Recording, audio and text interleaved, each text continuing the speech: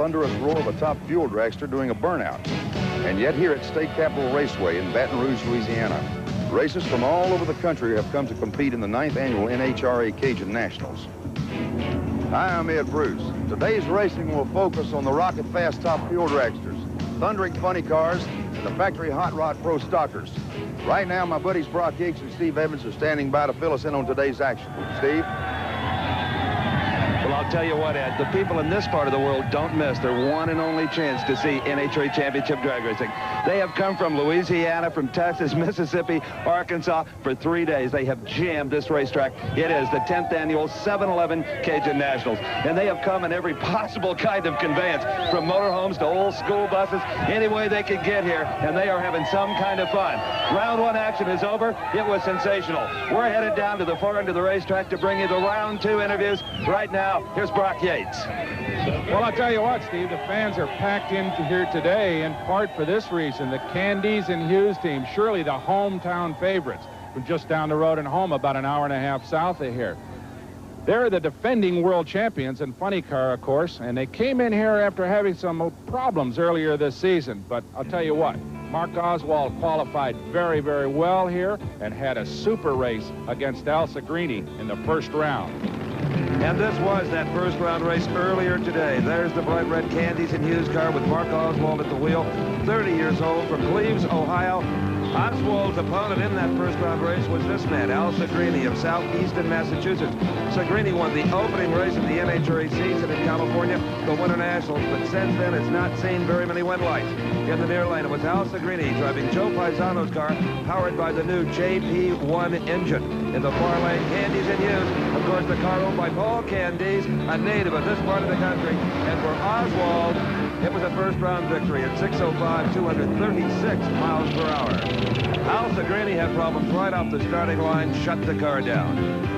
Round one also paired up a couple of Californians who have been dominant forces in funny car racing over the years. Dale Pulde on a roll this season, low qualifier here at the Cajun Nationals, and has won a number of races. On a contrast, though, Don Prudhomme in kind of a slump. One of the great names, of course, in the sport, but having troubles this season so far. But at the Cajuns, it was Pulde who had the problems. He simply laid down too much power, and Prudhomme went on to victory. Don, you said before first round, Pulde was apt to make a mistake, and you got that break you needed there. I made one, too. I threw a rod out.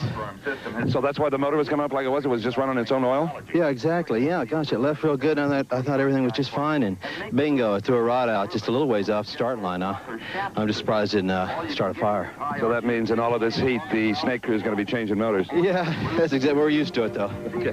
Don Prudhomme going into round number two. A bit of luck.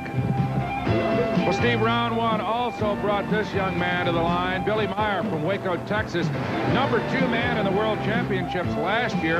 Kind of an iffy season so far this season, but Meyer always a competitor, always with frontline equipment, a new aerodynamic body on his machine. His competition was the 85 Tempo entered by the Captain Crazy team from El Monte, California. The driver of the Bill Dunlap-owned car is Ron Correnti from Otterbein, Indiana.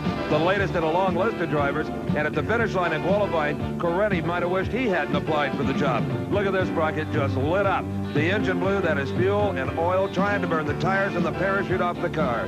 Well, fortunately, the chute stays intact, and that's helping to slow Ron down. Otherwise, he could have been in real trouble. He also manages to keep the car straight. Notice not a lot of fire in front of him, so he can pretty well pilot the car to a stop. Correnti deployed the onboard fire extinguishers, and that, coupled with the 5-layer fire suit that is required in NHRA competition, permitted him to walk away from this bad fire. But you have to wonder how he was able to get this automobile ready for competition. Prior to round one, Steve stopped by his pits to talk to Ron about the problem. Well, about 18 hours ago, after his qualifying run, a very discouraged Ron Correnti didn't see himself racing today at the Cajun Nationals. And, Ron, I know you've been up all night. It still looks like the bottom of somebody's barbecue, but you're going to race, right? Yeah, we're going to race for sure. We got it all back together now, and we're going to be in there in round one. How about mentally? Oh, I'm up for it, yeah. It's we kicked the rod out. I've been through this before, and I'm ready. Well, I know a few years ago you blew the body off at Gainesville. Those are pretty frightening moments. I'm surprised you come back that quickly. I must be getting used to, like, driving in the dark. Well, good luck. Thank you very much. Well, the paint was scorched a little bit on Correnti's tempo, but otherwise, with a fresh engine, he was ready to go against one of the strong runners, Billy Meyer. In round one competition, it was a wild one right from the start. Meyer crosses the line. Correnti gets sideways, almost hits the fence, and pulls it out at the last second.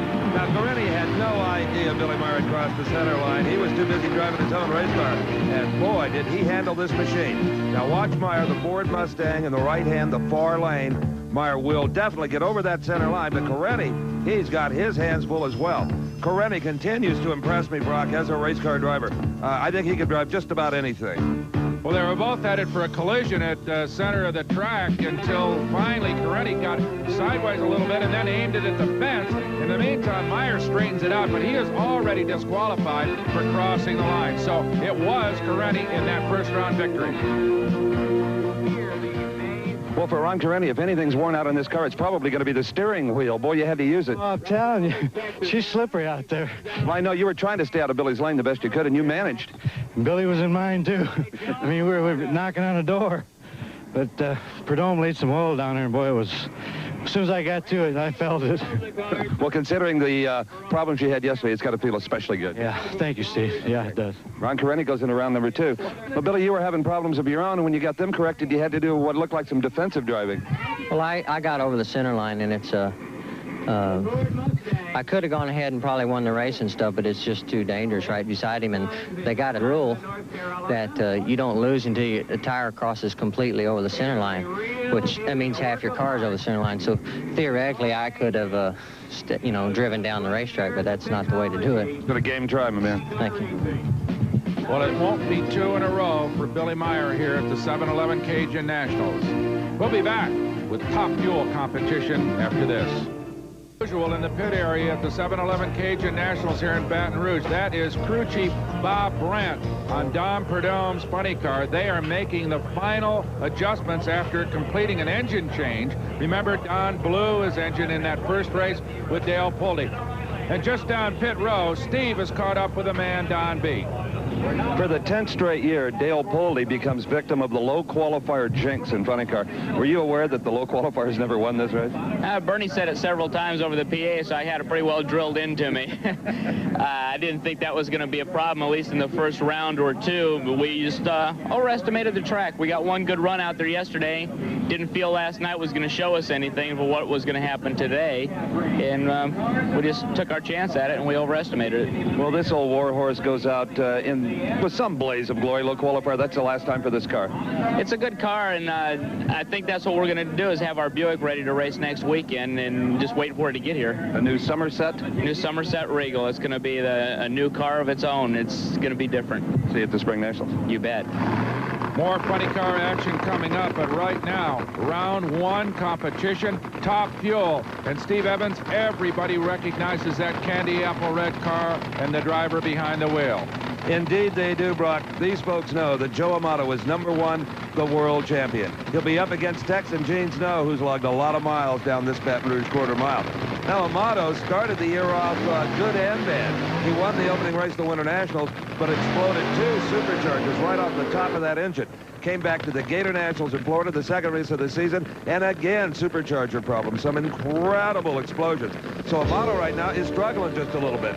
Gene Snow, Fort Worth, Texas, he literally invented the funny car, but now has fun as a sportsman racer in top fuel. Joe Amato, Old Forge, Pennsylvania, has an incredible automotive distributorship there, Brock, over 300 employees. And a fine, fine race driver. As we watch his wife, Jerry, his constant companion on the starting line. She's the lady who will direct him back into the right lane, the right position. They'll seek the maximum traction on a racetrack that can, with the heat down here, Steve, get a little bit slippery. And it can change from round to round, Brock, depending on the heat, the humidity. We got plenty of both today. Jerry Amato, that's an important function she fulfills. That car has got to be backed up exactly in those burnout tracks. Otherwise, the burnout was wasted. So, Amato in the near lane, that is the old veteran, Gene Snow, in a car that he calls Black Gold. And it's Black Gold that finances this man's racing. He's in the oil business in Fort Worth, Texas. It is Amato with an early lead. Snow pulls up even with it. Joe Amato. Jerry looks looks on as the scoreboard flashes a 567, 245-mile-an-hour victory for the man from Pennsylvania.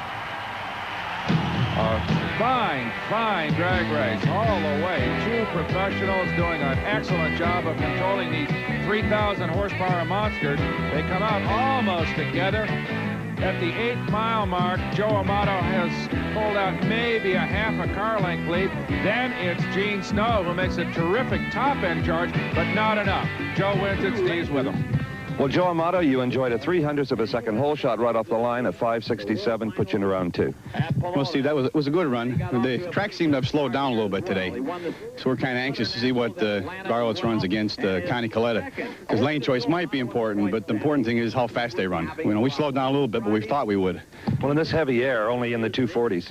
Yeah, well, I shut it off a little early because, you know, when you're into the race, you want to save the motor for the next round. We've been plagued with some blower problems, so we're really trying to win the race.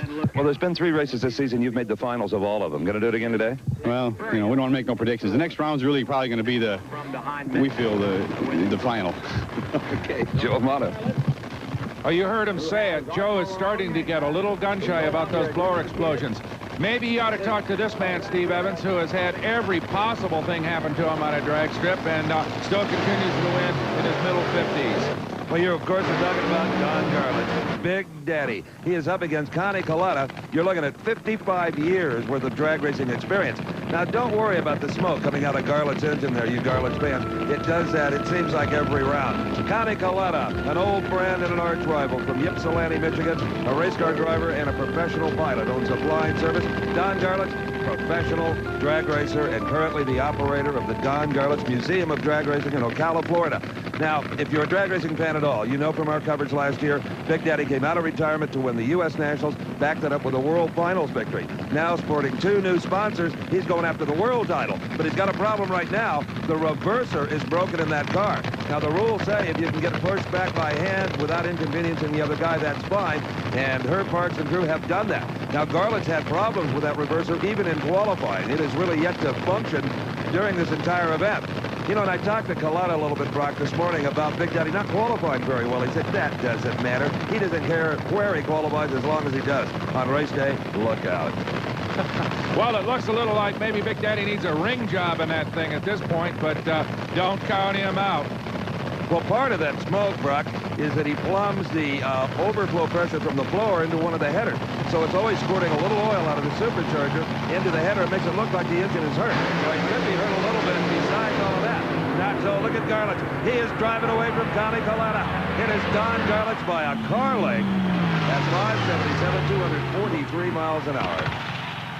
He just keeps on winning. And by the way, Coletta has been on a very strong roll this year as he goes way down the end of the racetrack. No shootout for Connie, but this track is long enough so he brings that car to a halt without going into the men's room here behind the hay bales. So he'll be all right.